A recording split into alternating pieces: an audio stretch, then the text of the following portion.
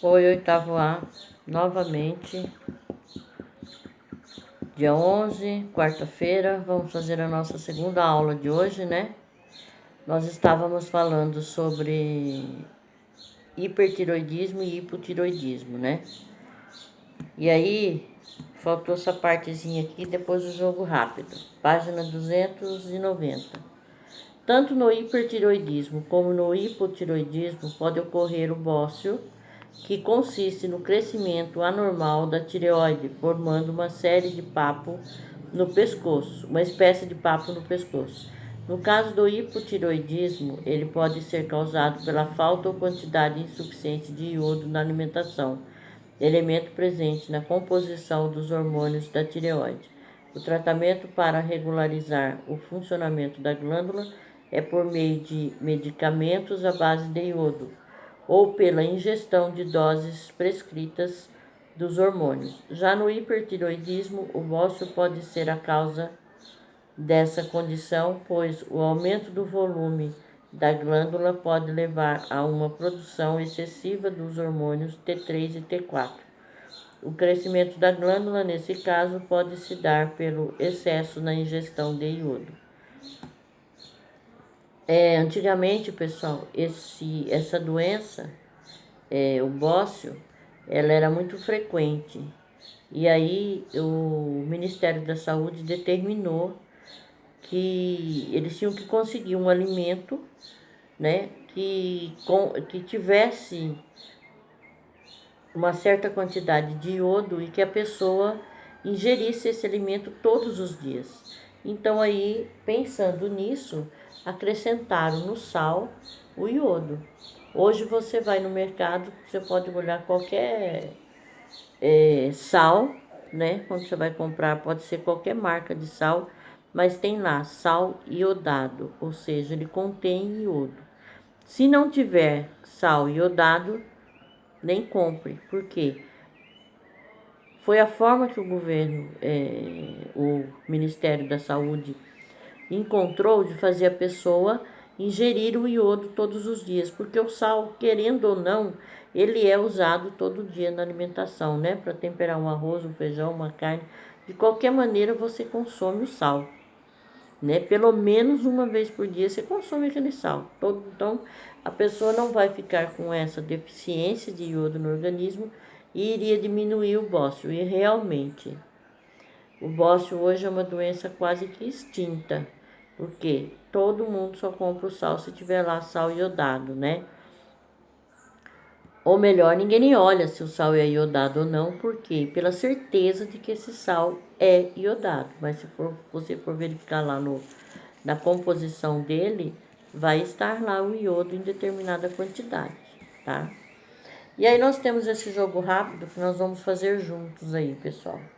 Diz lá, A1 do jogo rápido. É possível considerar o hipotálamo uma glândula? Justifique sua resposta. Não. Não pode, não tem como considerar o hipotálamo uma glândula. Então é não. Por quê, né? Tá lá, justifique sua resposta. Porque ele é composto de células nervosas, sendo formado do sistema nervoso. Então não tem como ser uma glândula. 2. É correto afirmar que a ação da hipófise estimula outras glândulas? Sim. Sim, pessoal. A hipófise estimula, por exemplo, glândulas como o ovário, testículos, glândulas mamárias. Então é sim. 3. Diferencie hipotiroidismo e hipertiroidismo. Então vamos lá. O hipotiroidismo ocorre quando há falta ou insuficiência na produção dos hormônios T3 e T4. Então, hipotiroidismo ocorre quando há falta ou insuficiência na produção dos hormônios T3 e T4. Tá?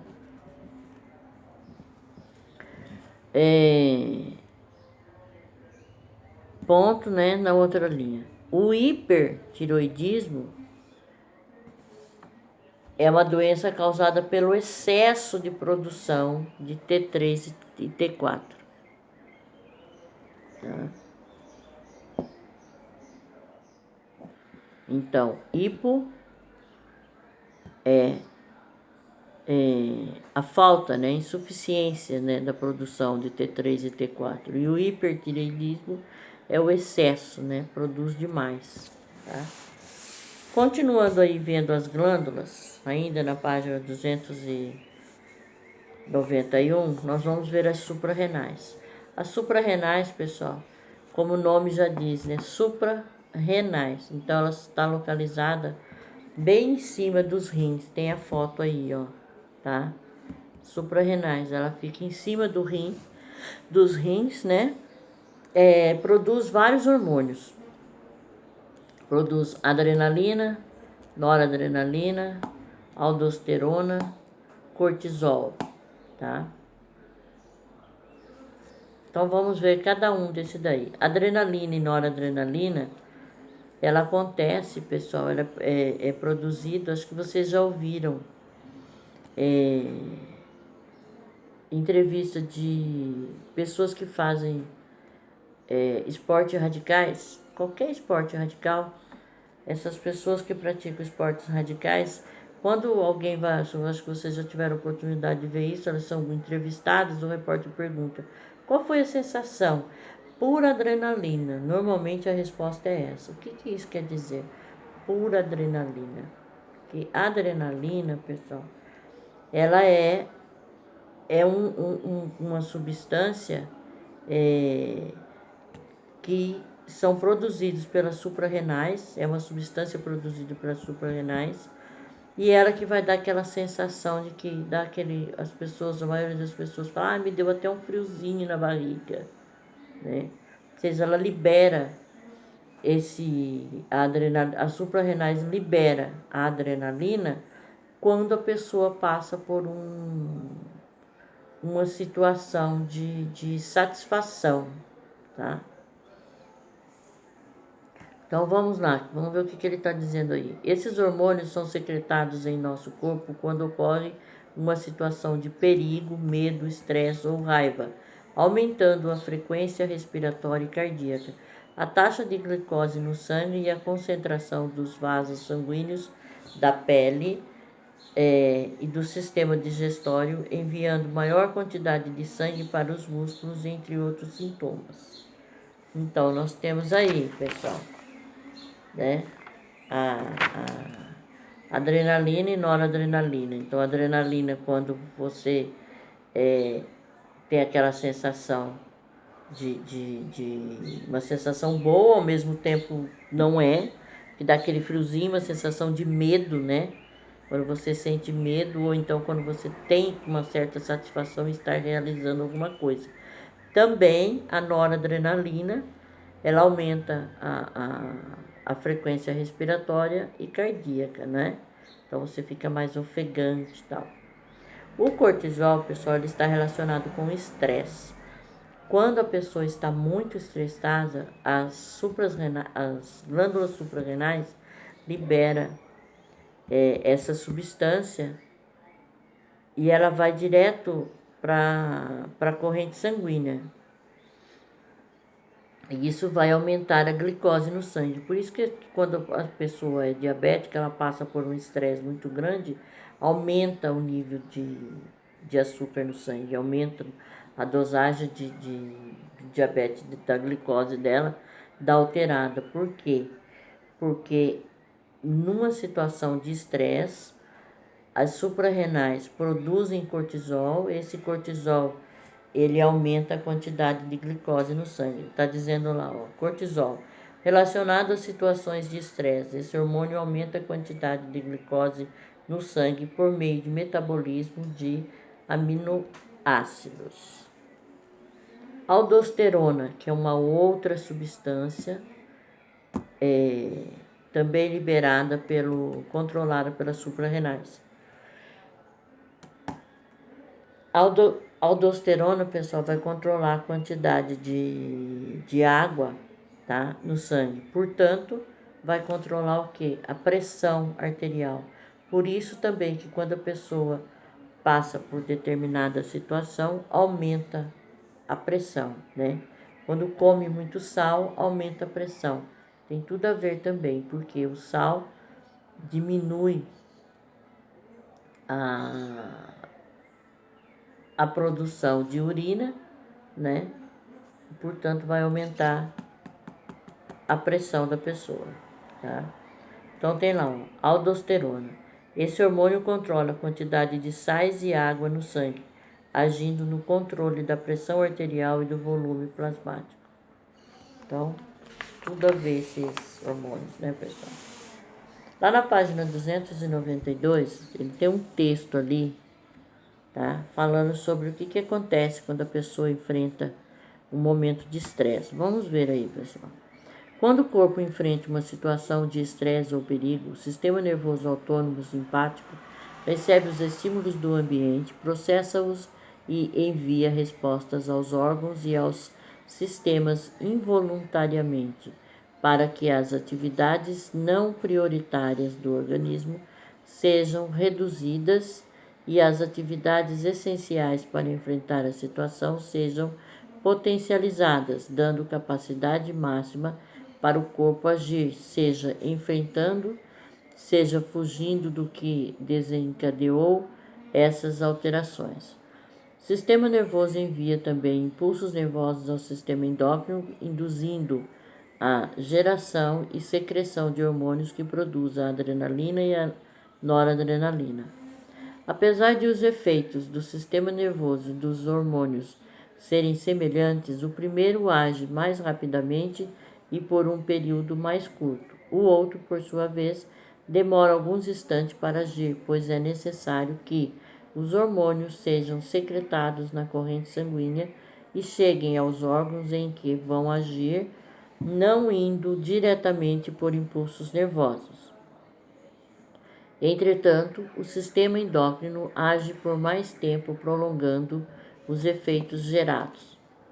Quando a situação de perigo se encerra, é ativado o sistema nervoso autônomo parasimpático, que normaliza o funcionamento do organismo, inibindo os efeitos do sistema nervoso simpático e da adrenalina e noradrenalina, causando a sensação de relaxamento.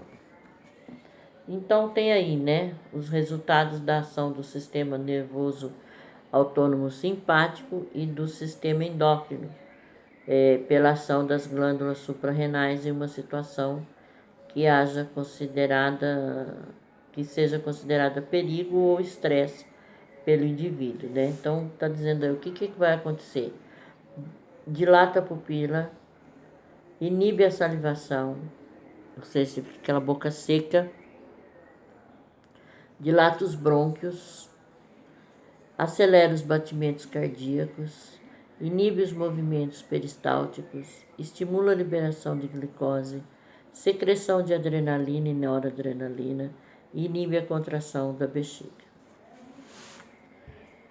Nós temos aí agora, pessoal, o pâncreas, que é mais uma glândula que é responsável por dois hormônios muito importantes, ou seja, não que os outros não sejam importantes, pessoal, mas o pâncreas, lembrando que ele é uma glândula mista, ou seja, ele produz substâncias tanto que vai direto para a corrente sanguínea, quanto substâncias que são liberadas pelo corpo, tá? Aí o pâncreas, ele é responsável pelo hormônio chamado de insulina, pelo glucagon, tá? Então vamos ver o que está falando sobre o pâncreas aí. Por ser uma glândula mista, o pâncreas tem uma porção exócrina que não está relacionada à produção de hormônios e é essencial para o sistema digestório, e uma porção endócrina que participa ativamente do sistema endócrino, lançando insulina e glucagon na corrente sanguínea, capazes de regular a quantidade de glicose no sangue. Então vamos ver aí. A insulina é um dos hormônios produzidos pelo pâncreas, né? Ela atua, esse hormônio aí, a insulina, ela atua na entrada de glicose nas células, tá? Essa entrada de glicose na célula vai produzir a energia que vai agir na respiração e no metabolismo celular. A insulina também participa, pessoal, da transformação da glicose em glicogênio, que vai apresentar uma reserva de energia, né? Essa reserva de energia fica lá no fígado, tá? E aí, quando a pessoa precisa, o fígado vai liberar essa energia. Vamos ver como que funciona. Insulina. Esse hormônio atua possibilitando a entrada de glicose nas células que produz energia e age na respiração e no metabolismo celular. Após ingerirmos alimentos que contêm açúcar, como os carboidratos, os níveis de glicose em nosso sangue se elevam. O pâncreas, então, produz a insulina que, ao se ligar às células, abre canais de entrada para a glicose, reduzindo os níveis dessa substância na corrente sanguínea. A insulina também participa da transformação da glicose em glicogênio, reserva de energia que fica armazenada no fígado. Então, a insulina tem tudo a ver com diabetes, pessoal, com a quantidade de açúcar que é jogado lá na corrente sanguínea, dependendo do que você come. Por isso que, quando você vai fazer um exame para ver glicose, você deve estar em jejum, né? Você vai verificar quanto de açúcar você tem no sangue. E nós sabemos que açúcar, quando a gente diz taxa de açúcar, nós não estamos dizendo somente o açúcar mesmo, que o açúcar em si que você come. Não precisa ser somente doce. Qualquer carboidrato, ou seja, todo e qualquer carboidrato, lá no seu organismo, ele é transformado em açúcar. Então, por isso que tem toda essa dieta. Quando a pessoa é diabética, tem essa dieta com carboidratos. Aí tem pessoas que pensam assim, ah não, eu sou diabético, só não vou comer doce. Não, carboidrato ele é transformado em açúcar. Então, você vai ter que comer pouquíssima massa também. Um outro hormônio aí que um outro hormônio que é produzido pelo pâncreas é o glucagon, tá?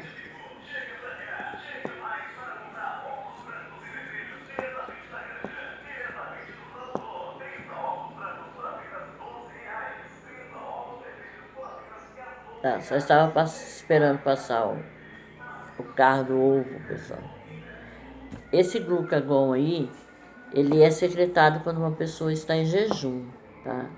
Isso pode causar o quê? A pessoa em jejum, ela pode ter uma hipoglicemia. Hipo quer dizer menos, né? Ela fica com uma taxa de glicose tão pequena, uma taxa de açúcar tão pequena, que pode causar tontura, fraqueza, até mesmo desmaio, tá? Vamos ver o que está dizendo aí. Glucagon costuma ser sintetizado e secretado quando uma pessoa está em jejum, pois a glicose que estava em seu sangue é consumida ao longo do tempo e passa a apresentar níveis baixos, configurando o quadro de hipoglicemia. Isso pode causar tontura, fraqueza e até desmaios em algumas ocasiões. Para que os níveis de glicose se elevem, o pâncreas produz o glucagon, que age no fígado, transformando o glicogênio em glicose, que retorna ao sangue, aumentando os níveis da substância. Tá?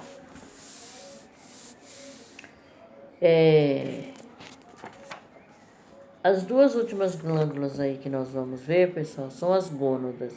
O que são as gônadas? As gônadas são as glândulas sexuais, masculina e feminina, tá?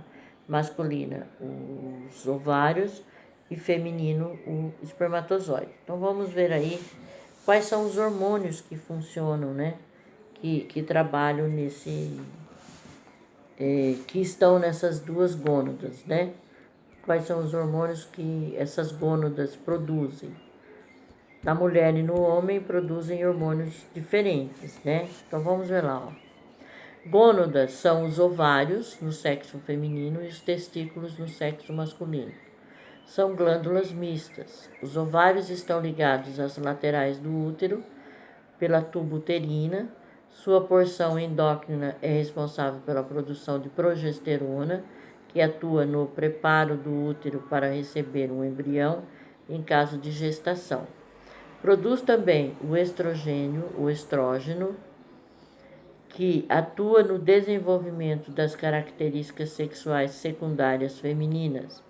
Já a porção exócrina libera os ovócitos na tuba uterina durante a ovulação. Então, nós temos aí, pessoal, ó, as gônadas femininas, né? São os ovários. Então, observem aí na foto. Nós temos o útero, né? Temos ali, aonde ao lado do útero ali, pessoal, saindo ali do útero, tá aqui, vamos supor que o útero seja isso daqui. E o útero normalmente, pessoal, ele tem o mesmo tamanho da sua mão fechada. E daqui, essa parte aqui, sai do útero aqui, vai sair as tubas uterinas, tá? Na ponta de cada tuba uterina, nós temos as gônadas femininas, que são os ovários, tá? Continuando. Os testículos estão localizados no interior do saco escrotal dos homens. Em sua porção endócrina, eles produzem a testosterona, cuja ação estimula o desenvolvimento das características sexuais secundárias masculinas. Já em suas estruturas exócrinas, fabricam os espermatozoides responsáveis pela reprodução sexuada dos seres vivos. No período da infância de menina e meninos, as gônadas produzem hormônios. No entanto, no início da puberdade, por volta dos 12 anos, o hipotálamo passa a fabricar o hormônio de liberação das gonadotropinas, GnRH, que estimula a hipófise a produzir os hormônios luteinizantes, LH, e folículo estimulante, FSH. Ambos são excretados na corrente sanguínea, chegando até as gônadas, e agem sobre elas, estimulando-as a produzir a progesterona e o estrógeno no sexo feminino e a testosterona no sexo masculino. A fase da vida em que as gônadas passam a produzir esses hormônios é chamada de puberdade. Então, pessoal, nós temos aí as gônadas masculinas, aonde nós temos saco escrotal, tá? E os testículos, que fica dentro do saco escrotal, tá? Então, os testículos são as glândulas masculinas e os ovários são as glândulas femininas. Então, o hipotálamo, pessoal, ele produz, né, o GnRH, que é um hormônio. Esse hipotálamo, pessoal, ele estimula a hipófise a produzir os dois hormônios, LH e FSH. Nas mulheres, né, a hipófise vai produzir isso através do hormônio no ovário, né? Vai produzir progesterona e estrógeno. Isso na mulher. 2 hormônios, progesterona e estrógeno, através da hipófise, lá nos ovários. No homem,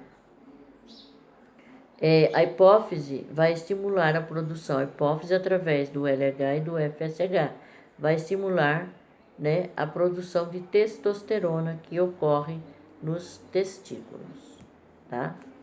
Então, essas aí são as gônadas masculinas. Porque a produção desses hormônios, pessoal, progesterona e estrógeno na mulher e a testosterona no homem, logo que a criança nasce, ela já está produzindo esse hormônio, mas em pequeníssima quantidade. Vai produzir o hormônio realmente lá na puberdade. Porque aí vai começar a desenvolver o sistema genital masculino e feminino, que são esses hormônios que vão dar as características secundárias, femininas e masculinas, tá? Mas isso ocorre lá na puberdade.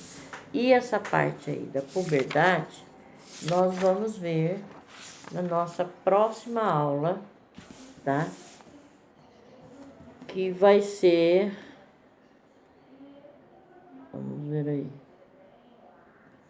Próxima aula, que será...